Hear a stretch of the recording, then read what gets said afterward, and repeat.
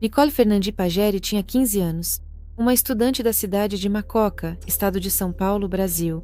Estudos, família, os primeiros sentimentos. Tudo estava apenas começando, mas por trás das mensagens, promessas românticas e da viagem para a casa da avó, escondia-se um plano cuidadosamente elaborado. Ela foi passar as férias em Hortolândia, achando que encontraria lá o seu amado. Alguns dias depois, ela foi encontrada em um reservatório de água. O corpo estava mutilado, esquartejado, coberto com trapos e pedras, com uma inscrição estranha nas costas. Esta não é apenas uma história de ciúmes, é uma história de cálculo frio, inveja, manipulação e total indiferença à vida humana. Uma história sobre menores de idade capazes de coisas das quais até mesmo adultos se afastam, e sobre uma lei que, mesmo conhecendo toda a verdade, pode dar por isso não mais que 3 anos. Apesar da pouca idade, Nicole já despertava admiração nas pessoas ao seu redor por sua bondade, educação e luz interior. Ela estudava, adorava desenhar e passava horas facilmente imersa no mundo das linhas e imagens, como se intuitivamente sentisse que através da arte é possível dizer mais do que com palavras. Seus cadernos estavam cheios de esboços e a aviação vivia em seus sonhos. Nicole queria se tornar piloto. Não era um hobby, nem uma fantasia. Era exatamente um objetivo que ela havia encontrado. As relações na família eram calorosas. A mãe, Priscila, uma mulher jovem e carinhosa, sempre dizia que sentia orgulho da filha. Nas redes sociais, ela frequentemente compartilhava fotos com Nicole, escrevia sobre ela com amor e ternura. A menina era frequentemente vista cercada de parentes, amigos e colegas de classe. Ela era descrita como comunicativa, espontânea e sincera. Quando as férias escolares começaram em meados de 2025, Nicole decidiu ir para Hortolândia, para a casa dos avós. Esta cidade, localizada a cerca de 200 quilômetros de Macoca, atraía-a não só pela possibilidade de descansar e mudar de ambiente, mas também pelo encontro com uma pessoa que se tornou muito importante para ela. Henrique, um jovem de 17 anos de Hortolândia, não era apenas um velho conhecido para Nicole. Eles estudaram juntos nas séries iniciais, quando a família dela morava nessa cidade. Mesmo depois da mudança de Nicole para Macoca, a comunicação entre eles não cessou. Eles mantinham uma troca de mensagens online, que aos poucos se transformou em amizade e depois em sentimentos mais profundos. Cerca de um mês antes dos recentes acontecimentos tristes, Nicole e Henrique começaram a namorar. Esse relacionamento, que se desenvolvia à distância, não tinha contato físico, mas era marcado por um forte vínculo emocional. Para Nicole, esse foi o primeiro amor verdadeiro, e ela o levava a sério. A comunicação com ele a animava, fazia com que se sentisse necessária e esperasse por algo especial. Sendo uma adolescente de coração aberto, Nicole não percebia os sinais de alerta. Ela não suspeitava que, por trás de suas expectativas românticas, se escondiam intenções impuras, distantes da sinceridade. Sua viagem para Hortolândia não era apenas uma visita em família. O futuro encontro com Henrique lhe parecia um passo em direção à vida adulta, uma demonstração de independência. No entanto, ela não podia prever que justamente ali, entre as ruas familiares da infância, sua vida mudaria para sempre. Henrique causava uma impressão ambígua nas pessoas ao seu redor. Os familiares o descreviam como calmo e contido, mas ao mesmo tempo fechado, distante da família e difícil de lidar. Ele raramente participava dos encontros familiares, mantinha-se à parte e, mesmo em momentos críticos, como o recente infarto do pai, preferia o isolamento. Isso causava estranheza, mas não gerava preocupação, até que se tornou tarde demais. Ele morava com o pai em uma casa em Hortolândia. A mãe não participava da vida do rapaz. A casa onde se desenrolaram os principais acontecimentos, à primeira vista, não se diferenciava das demais. No entanto, por trás da fachada comum, escondia-se uma pessoa com um passado inquietante. Os parentes lembravam de um episódio em que Henrique matou o gato da família, filmou o ato e depois enterrou o animal. Esse fato, conhecido apenas em um círculo restrito, não gerou uma reação séria, embora já naquela época indicasse sinais preocupantes de crueldade e falta de compaixão. Uma das figuras mais marcantes no círculo de Henrique era Evelyn,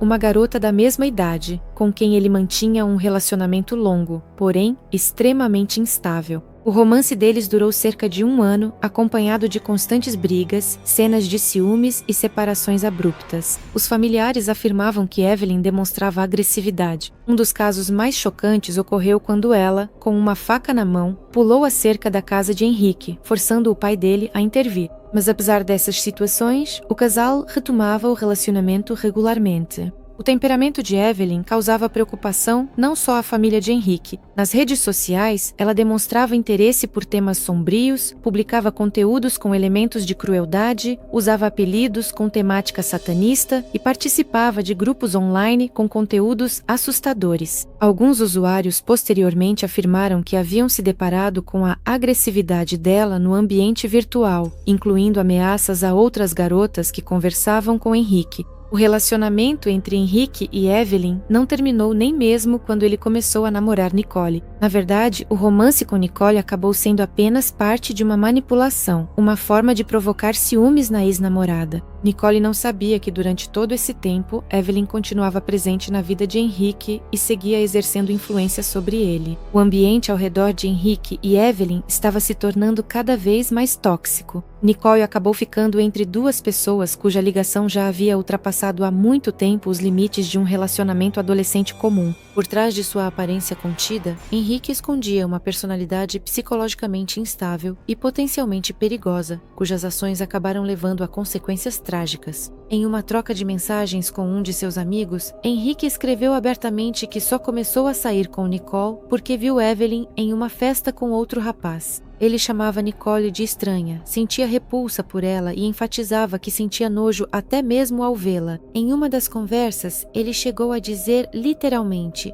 "Senti repulsa ao olhar para ela". Em outra mensagem, ele admitiu que queria ter Evelyn de volta e chegou a dizer: "Se ela quiser, eu mato aquela garota que ela não gosta. Eu também não gosto dela". Essa afirmação se referia a Nicole. Essas frases demonstravam não apenas o desprezo dele pelos sentimentos da garota, mas também o nível de frieza interior que, já naquela época, ultrapassava os limites do normal. Todas essas palavras ele escreveu antes do desaparecimento de Nicole. Elas provam que Henrique, desde o início, não via nela uma pessoa com quem pretendia construir um relacionamento. Ele via Nicole apenas como um instrumento, um objeto de manipulação, e não como uma pessoa. Sabendo dos sentimentos dela e da disposição em ir até ele, ele usou cinicamente a confiança dela para seus próprios fins perversos. Do ponto de vista de Nicole, o relacionamento parecia verdadeiro. Ela acreditava que entre eles era algo sério, que ele sentia por ela o mesmo que ela sentia por ele. Quando Henrique sugeriu que se encontrassem, ela não teve dúvidas. Ela não suspeitava de nada e nem imaginava que, na verdade, era apenas um elo temporário na relação entre Henrique e sua ex-namorada. Tudo o que acontecia se desenrolava em meio às tentativas dele de reconquistar Evelyn. Ele queria a garota de volta a qualquer custo, mesmo que para isso precisasse eliminar o obstáculo. A suposição de que Evelyn teria imposto a condição de se livrar de Nicole surgiu mais tarde durante a investigação, mas a lógica das conversas e o comportamento dos adolescentes indicavam que tal desdobramento era perfeitamente possível. A primeira visita a Henrique aconteceu no sábado, 12 de julho. Nicole ficou com ele até domingo. No entanto, foi justamente nesse primeiro encontro que aconteceu algo que ela não esperava. Henrique lhe disse que não queria continuar o relacionamento. Ele não explicou os motivos, mas foi categórico. Para Nicole, isso foi um golpe muito duro. Seus sentimentos eram sinceros e a separação foi inesperada. Ao voltar para a casa da avó, a jovem parecia abatida, mas não entrou em detalhes. Ninguém percebeu sinais especiais de preocupação, embora o estado emocional de Nicole tivesse mudado. Apesar da separação, ela não cortou o contato com Henrique, continuando a ter esperança de retomar a relação. Foi exatamente isso que desempenhou um papel fundamental no que aconteceu a seguir. Na segunda-feira, 14 de julho, ele entrou em contato com ela novamente. Ligou e sugeriu se encontrarem. O pretexto poderia ser uma suposta tentativa de se explicar ou até mesmo de reatar o relacionamento, mas na verdade tratava-se de uma armadilha previamente planejada. Após a conversa, Nicole imediatamente contou à avó que queria visitar Henrique mais uma vez. Considerando que ela já havia estado com ele antes, não houve objeções. Sua saída não levantou suspeitas. Nicole saiu de casa durante o dia, planejando passar um tempo com ele e voltar à noite. No entanto, dessa vez ela não voltou. À noite, a avó tentou entrar em contato com a neta, mas ela não atendeu às ligações. A primeira preocupação surgiu no dia seguinte, quando os familiares começaram a ligar para Nicole e ela não atendia. É importante notar que, no dia desse último encontro, o pai de Henrique estava em casa durante a segunda metade do dia, mas afirmou que não viu Nicole. Segundo ele, ela provavelmente chegou mais tarde, já depois que ele saiu para o turno da noite. Na manhã do dia seguinte, quando ele voltou do trabalho, o filho não estava em casa e também não havia sinais de que alguém tivesse visitado. Isso coincidiu com o momento em que a família de Nicole já havia começado a se preocupar e a tomar medidas para procurá-la. O comportamento de Henrique após o desaparecimento da garota imediatamente levantou suspeitas. Quando os parentes de Nicole começaram a procurá-la e a entrar em contato com ele afirmou que eles haviam terminado e que ela saiu de sua casa. A todas as perguntas detalhadas, ele respondia de forma evasiva, evitava dar detalhes e não demonstrava o menor interesse pelo destino da ex-namorada. Sua história parecia improvável. Se Nicole realmente deixou a casa, para onde ela foi? Por que ela não voltou? Por que ela não entrou em contato? Os familiares rapidamente perceberam que as palavras de Henrique não coincidiam com o comportamento e os hábitos de Nicole. Ninguém entre seus conhecidos sabia de outros planos. Tudo indicava que ela realmente foi até ele, e depois disso, ninguém mais a viu. O desaparecimento foi repentino e inexplicável. A única pessoa que poderia esclarecer a situação não dizia nada. Além disso, pouco depois do início das buscas, o próprio Henrique desapareceu. Ele parou de atender ligações, não aparecia em casa e, nas raras vezes em que atendia o telefone, assegurava que havia ido embora supostamente por causa de ameaças que estava recebendo. Isso parecia uma fuga. E foi exatamente assim que tanto os familiares quanto a polícia interpretaram suas ações. O avô de Nicole foi até a delegacia mais próxima de Hortolândia e registrou um boletim oficial sobre o desaparecimento da neta. A mãe da jovem, Priscila, iniciou uma campanha ativa nas redes sociais, divulgando postagens com fotos dela e pedidos de ajuda. Conhecidos, vizinhos e amigos também se envolveram. A informação sobre o desaparecimento se espalhou rapidamente. As pessoas começaram a compartilhar as publicações, procurar pistas e dividir suas suposições. Mas, apesar de todos os esforços, durante as 24 horas seguintes, não houve notícias nem de Nicole, nem de quem pudesse tê-la visto. Sinais preocupantes vieram do padre Henrique. Ele confessou que, ao inspecionar a casa após o desaparecimento de Nicole, notou algumas coisas estranhas. Havia marcas de lama na casa, como se alguém tivesse entrado da rua de sapatos depois da chuva. Ainda mais preocupante foi a presença de manchas visualmente semelhantes a sangue. Elas foram encontradas na sala de estar, na cozinha e no banheiro. A princípio, o pai tentou descobrir o que estava acontecendo por conta própria e não comunicou à polícia, mas suas tentativas de entrar em contato com o filho não tiveram sucesso. Henrique ou dava respostas vagas ou simplesmente ignorava as ligações. Logo, o pai decidiu procurar a polícia. A família do suspeito imediatamente percebeu que a situação ia além de uma simples briga de adolescentes. Eles não tentaram esconder as evidências encontradas na casa. Além disso, insistiram para que uma equipe de investigação criminal realizasse uma perícia na residência. Eles afirmaram abertamente que, em sua opinião, os vestígios encontrados poderiam pertencer a Nicole. Os parentes de Henrique não tentaram esconder nada, nem justificaram o rapaz, nem atrapalharam a investigação. O pai de Henrique continuou escrevendo para o filho, convencendo-o a entrar em contato com a polícia e se explicar, mas as mensagens continuavam sem resposta. A única resposta que ele recebeu foi no dia seguinte. Nela, Henrique afirmava que era inocente e não tinha relação com o desaparecimento de Nicole. Enquanto isso, as buscas pela garota continuavam. No entanto, ela não aparecia em lugar nenhum. Não havia movimentações no cartão bancário, atividade nas redes sociais, novas mensagens ou ligações. Tudo indicava que o desaparecimento ocorreu em um curto espaço de tempo, logo após o encontro com Henrique. Paralelamente, os policiais começaram a convocar para depoimento amigos e familiares tanto de Nicole quanto de Henrique. Das conversas com os próximos começaram a surgir as primeiras versões. Ficou sabido que o romance deles havia começado há pouco tempo, durou cerca de um mês, e que Henrique anteriormente namorava uma garota chamada Evelyn. Com essas informações, a polícia passou a suspeitar que, no momento do desaparecimento de Nicole, o rapaz poderia estar mantendo contato com duas garotas ao mesmo tempo. A investigação era conduzida o mais rápido possível, pois cada hora sem novos dados aumentava a probabilidade de um desfecho trágico. A ausência de gravações de câmeras, testemunhos de transeuntes e sinais de telefone dificultava a tarefa. E só alguns dias depois, quando grupos especiais se juntaram à investigação e surgiram as primeiras pistas anônimas, a investigação atingiu um novo patamar.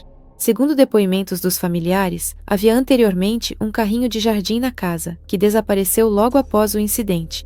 A investigação considerou que ela poderia ter sido usada para transportar o corpo até o reservatório. Também foi descoberto que, não muito longe da casa, a não menos de 500 metros de distância, encontra-se uma pequena lagoa na região de Jardim Amanda. No dia 18 de julho, 4 dias após o desaparecimento de Nicole, agentes da Guarda Municipal, juntamente com um adestrador e um cão chamado Thor, iniciaram a inspeção da área mencionada. O cachorro foi levado ao local utilizando roupas de Nicole para captar o cheiro dela. Após algumas horas de buscas, ele sinalizou na margem do lago. Nesse local, foi encontrado um corpo, enrolado em 2 lençóis e um plástico azul. Por cima, foram colocadas pedras pesadas, presumivelmente para afundar e esconder o corpo no fundo. O exame do corpo revelou sinais horríveis de violência brutal, múltiplas feridas perfurantes e cortantes, hematomas no rosto e no corpo, além de membros amputados que, segundo especialistas, foram removidos antes mesmo de o corpo ser transportado. Esses ferimentos indicam um tratamento intencional e extremamente cruel, voltado para desfigurar e esquartejar a vítima.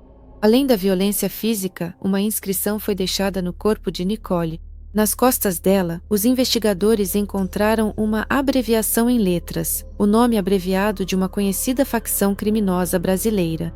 Inicialmente, isso poderia ter levado a uma interpretação equivocada sobre os motivos do crime, porém as autoridades rapidamente descartaram qualquer ligação com o crime organizado.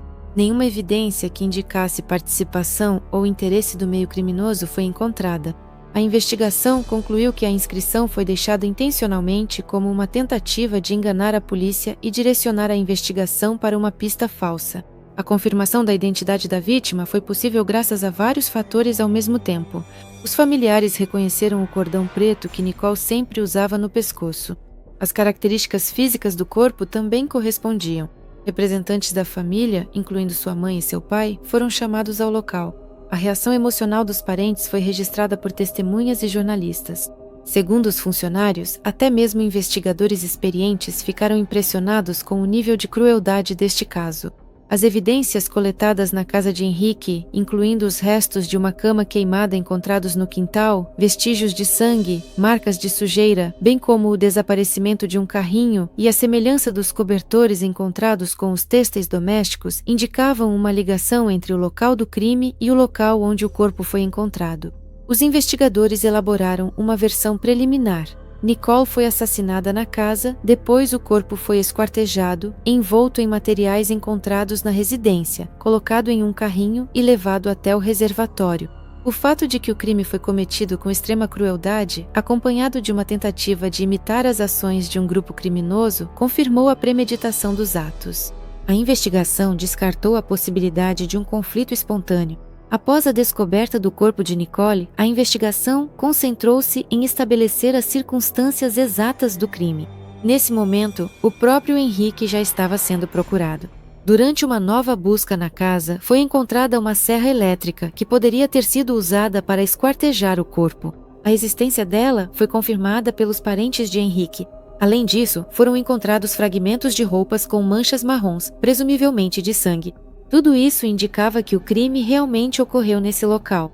Essas evidências complementavam os fatos já conhecidos e permitiam à investigação construir uma versão lógica e comprovada dos acontecimentos. Nesta fase da investigação, surgiu mais uma figura importante, Evelyn. Até esse momento, ela não era considerada uma possível participante do crime. No entanto, novos depoimentos e a análise das ligações telefônicas mudaram o rumo do caso. Outro ponto crucial foi a descoberta de que, no dia 15 de julho, já após a morte de Nicole, uma mensagem foi enviada do seu telefone para o grupo de amigos. À primeira vista, isso poderia dar a impressão de que ela estava viva. No entanto, uma perícia posterior mostrou que essa mensagem não foi escrita por ela. Ela foi redigida e enviada do seu aparelho já após o suposto horário da morte.